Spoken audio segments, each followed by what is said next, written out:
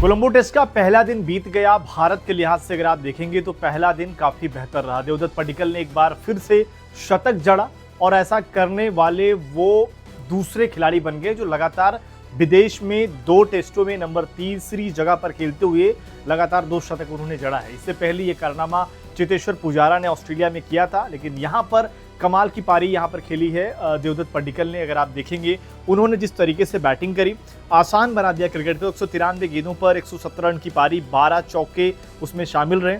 इसके अलावा शुभमन गिल ने भी 108 गेंदों पर 50 रन की पारी खेली, 6 चौके जिसमें शामिल रहे।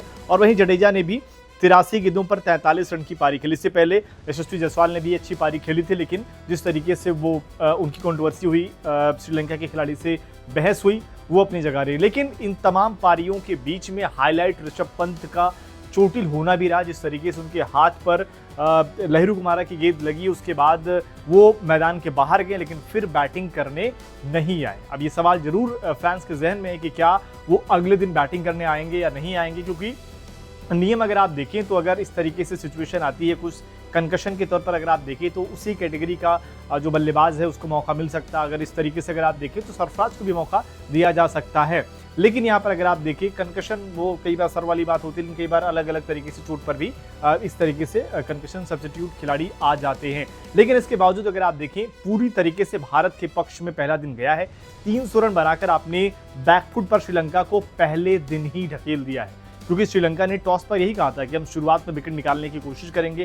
केएल राहुल का जल्दी विकेट निकाल दिया, लेकिन उसके बाद जायसवाल और पडिक्कल के बीच में एक पार्टनरशिप होती है। उस पार्टनरशिप जब तक टूटती है, लेकिन एक तरफ से देवदत्त पडिक्कल ने जिस तरीके से बैटिंग करी, हमने पहले भी वीडियो में यही कहा था कि देवदत्त पडिक्कल जब बैटिंग करते हैं तो क्रिकेट वाकई में बहुत आसान सा लग रहा होता है। ऐसा लगता है कि पूरी तरीके से आलस से भरे हुए खिलाड़ी, और जिस तरीके से आराम से शॉट खेलते, मतलब लगता नहीं कि कुछ खिलाड़ियों को देखकर आपको लगता है कि ये बिना मन के बैटिंग कर रहे हैं। इसके बावजूद भी गजब की टाइमिंग, गजब का जो एक तरीके से अगर आप देखें स्पिन गेंदबाजों को खेलना, इसी लिहाज से बार बार कहीं अगर आप देखें साई सुदर्शन की जगह खेलने का उनको मौका मिला, और ऐसे उस मौके को भुनाया है कि शायद अब इनको बाहर करना भी अपने आप में बड़ा सवाल रहेगा। लेकिन जडेजा की छोटी पारी लेकिन एक इंपॉर्टेंट पारी रही। वहीं ऋषभ पंत अभी बैटिंग करने आएंगे। कप्तान शुभमन गिल ने भी 50 रन बनाए, लेकिन स्टैंडर्ड जो गिल का है, आप चाहते हैं कि वो शतक बनाए, लेकिन यहाँ पर शतक से चूके, वो शतक से 50 बनाते ही आउट हो गए।